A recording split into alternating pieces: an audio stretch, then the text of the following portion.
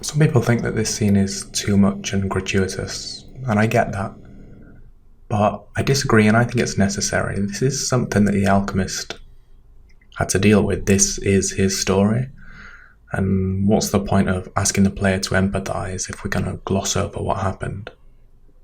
I try to use every possible way of conveying feeling and emotion. So at this point the screen starts to get a little bit bluer and a little bit darker. It's actually a very expensive effect to do. It takes a lot of CPU power, but I think it really helps set the mood. This level has got two main goals. First, it should be kind of tempting to move up as your first move, because it's a mistake and you'll have to rewind, and that's a good way to teach the player how to do that. But it's also the beginning of teaching you that you've got to take care of Cleo first, and use the alchemist to make that happen. If you try to do it the other way around, you won't be able to complete the level. It's a weird reason, but this is the most important level of the whole story.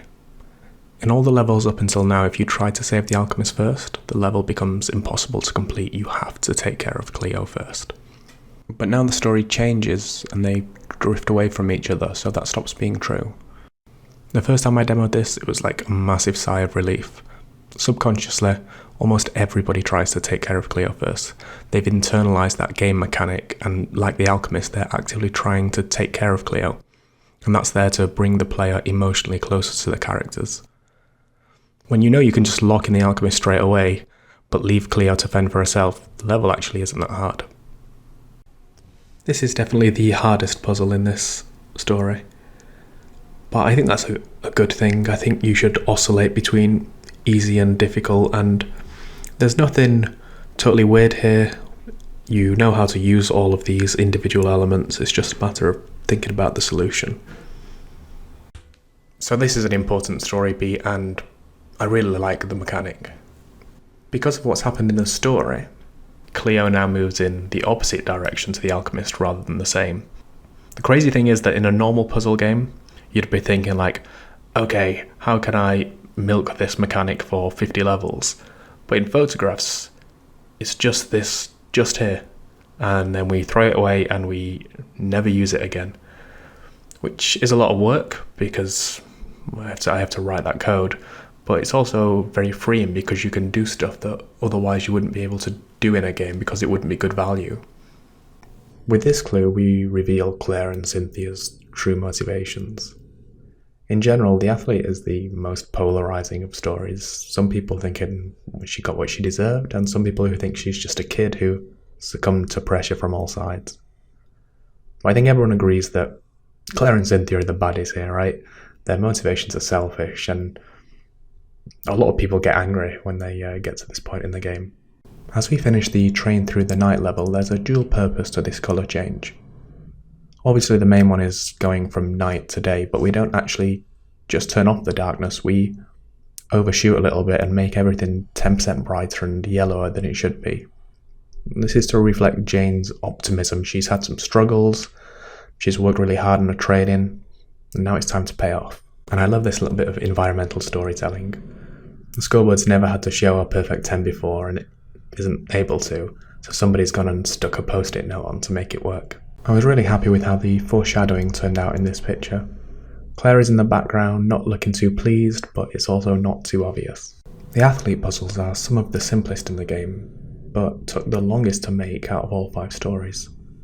There's a lot of different story beats to deliver with the athlete, and I've got lots of prototypes that hit some of them very well, but I had to throw away because they couldn't hit others. This is a great example.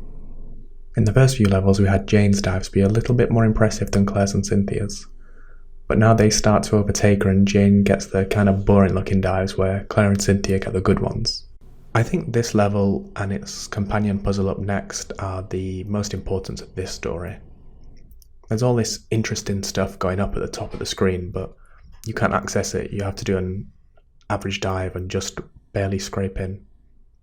In fact, I noticed in testing that people would see the rubbish solution, but then not fire the ball, instead trying to find some way to access all that stuff up top. Now that Jane has taken these bubbling green drugs, she has access to this new world. In fact, the thing you instantly want to do in this level is shoot up, bounce off the top left, onto the top right, and then into the pool. But you won't be able to do that with Claire and Cynthia. Only Jane can pull this off now. I had some doubts here because, okay, the beat is Jane's lost control and can't play these levels, but as a player I'm sitting here thinking, hey, this looks cool, I want to play. And then I realised that was kind of perfect, right? That totally encapsulates how Jane must feel here. Still, this moment at the end is really good. Like, they moved the pool? It's just so unjust. How could they be so brazen? The Athlete was originally much more of an action game where you had continuous control over any bouncers and your power level, but it never quite felt right. It became more of a dexterity game than a puzzle game. And it's a chaotic system where any tiny difference in your initial setup makes where the ball ends up completely different. There's more work to do in the puzzle style, because it's still a physical simulation, but now I have to guarantee it's possible to get the ball where I want it to go, and also it's not possible to complete the level in a weird and easy way. Hey, you've got developer commentary switched on. If you don't want to hear me talking about random stuff during the game, you should turn it off. I like this ending. The story where you see an outsider as being a savage, but then, as you get to know them, they're actually very noble, has been told 100 times before, and it's probably a bit overdone. It seems like we're going to start like that, and Atami starts out quite chill, but he doesn't say at the end, oh, I wish these guys never came. He's fed up at being pushed around. He goes the other way. He says, I should have killed them all when I had the chance. It's a total 180 for his character, and I can't say I blame him. Over the last few levels, we've been grading the screen after every puzzle, making it slightly more green and slightly more lush. Now that the fortunes have changed, and to show this lack of bouncy, as we complete this puzzle, we take it all away and bring it back down to the normal level. I think this is one of those things where you don't necessarily consciously notice it, you more feel it. This is a really interesting level to watch. Until now, you've managed to slot everything nicely together and to feed everyone, but there's no way to do this here. When I've seen people playing this, a good chunk of people place the two big blocks and then try to rearrange things, but it's no good. You have to put our protagonist to where they don't get any water and don't get any food, which is good because then it brings the player into the story some more. This is quite interesting. We changed the puzzle from having defined water sources and sinks to be more permissive, but a less sustainable method of farming where water can flow from anywhere to anywhere. And I wanted this for the story, but I was kind of worried that it would make the game easier, but it doesn't. It actually makes things harder because you no longer have any clues about where the game wants you to place things. Now that rotation is introduced, the puzzles start getting a little bit trickier. But I wanted to make sure it never feels unfair or overwhelming. It's only a 4x4 grid. You've only got 4 pieces, so as a player, you know that this is totally something you can achieve. I try to avoid achieving difficulty through scale because I know myself that that's something I'll bounce right off if I'm playing a game. I came up with this story when I was reading about Sonderkommandos. Sonderkommandos were Nazi prisoners in World War II who were forced to work as guards and carry out some pretty hellish tasks against their own kinsmen. Because they needed to be physically fit, they got some privileges other prisoners didn't get, like extra rations of food. Because of this, they were unsurprisingly not well liked, but that's very unfair. It's not like they had an option to refuse. To be honest, that's what this whole game is about. If you just read the headline of any of our stories, you could see our protagonists as monsters. But by playing the game, you get to see the real motivations and the context and see that things aren't just black and white. These puzzles are based on polytans, which themselves are based on an old style of Chinese puzzle called tangrams, though we had our own spin with water flow and directionality. Tangrams came over to the West in the early 1800s and were incredibly popular. A big reason for this was the Catholic Church didn't let you play games on the Sabbath, but deemed this to be okay. So, if it's Sunday and you're playing, don't worry, you're covered. I feel a bit sorry for Big Dave here. He's kind of used in this game to represent some dilapidation, as if he's exploiting Blake by taking advantage of his financial situation, but he's just trying to run his own business and do his own thing. I'd like to explore his story more. It's a relatively small detail, but I think the sports card that comes in here is important. It's important that Blake isn't a saint. Okay, he wanted to safeguard his employees and his legacy, but hasn't he already done that? He chose to keep growing, to keep chasing these numbers and having the lifestyle to match. And I don't think that makes you empathise with Blake any less, because it's a human thing to do, and I think sometimes we lean that way more than we'd care to admit. I sometimes worried when making photographs that because we were using a pixel art style for the photographs, we wouldn't be able to convey enough emotion and detail.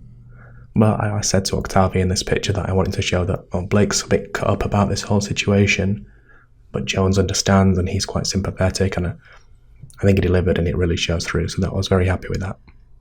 Like the athlete, the journalist puzzles in their original form didn't have a grid. You could move continuously, but in the same way it became more of a dexterity puzzle about finding your way to choose around puzzle mechanics rather than interacting with them.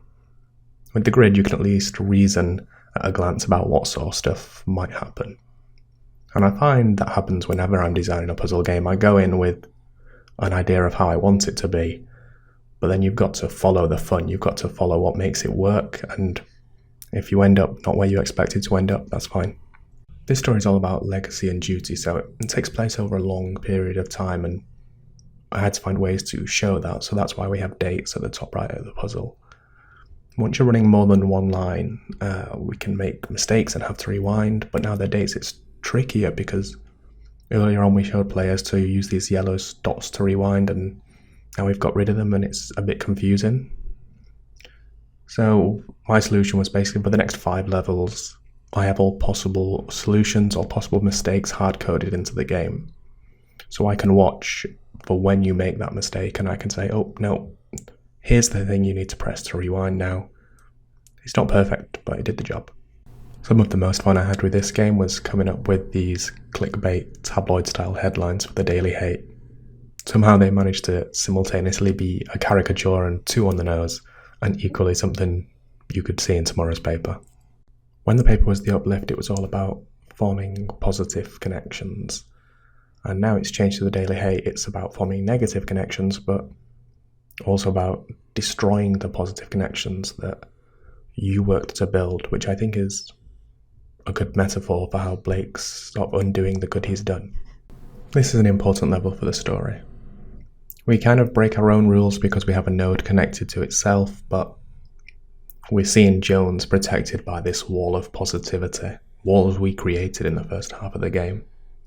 And the only way to finish this level is to take direct action to destroy that, and that's what precipitates the climax of this story.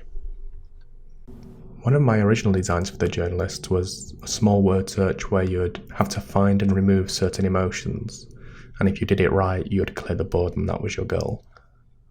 I love the idea, and I still do, but it just didn't work. If you were following the story, you knew what emotion to find, so the puzzle was just telling you stuff you already knew. And if you weren't following the story, then you had no idea what you were supposed to be finding. It would have been a pain to localize too, but I'd like to find a way that it could be revisited one day. I was stressing out a bit about how to present this story beat. Like, okay, Annie's pregnant, but they're both women. How? Who's the father? The thing is, while the fact that they're mothers is relevant to the story, how isn't. So I think in the design document I just put, it, they're wizards. Maybe it was magic, maybe it was mundane. It doesn't matter, we don't need to explain it. So this story was originally called The Responder. I think it still is called The Responder in the code, and it was about a rescue worker. But it was hard to do because our stories take place in this diorama, so we couldn't really have all the action going on in these remote places. So I made them wizards and came up with the concept of the room, which can bring places into the castle, into the diorama, sort of like a real life holodeck. I think it worked really well, and while it was a hack to fix the problem, I think it actually made the story a bit more interesting and a bit more unique too. This is one of the levels where I was really not sure about whether to put a tutorial or not. It hasn't been indicated in any way yet that you can combine elements. And certainly, while people didn't get it at first, I found that there's actually very few possible moves. And at worst, people would fumble around for a bit, then combine some blocks, and after seeing that, I'm mixing water and fire together to make steams quite intuitive, and it didn't require any further teaching, so I kept it out. These puzzles are definitely more difficult than the rest, but Yeah, I think that's okay for this stage in the game. This is a cool story. Once I was demoing the game at an event and someone came and played this level for maybe half an hour and got nowhere.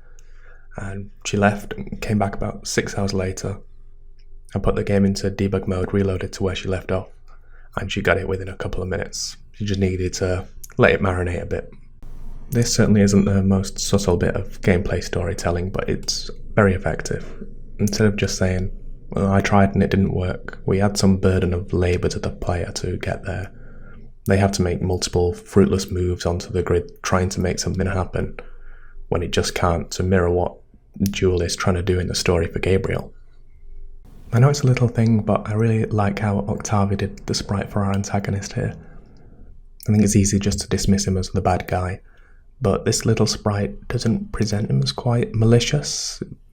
To me, it looks a bit more pitiable and invites the question, how did he get here? I think that's really cool.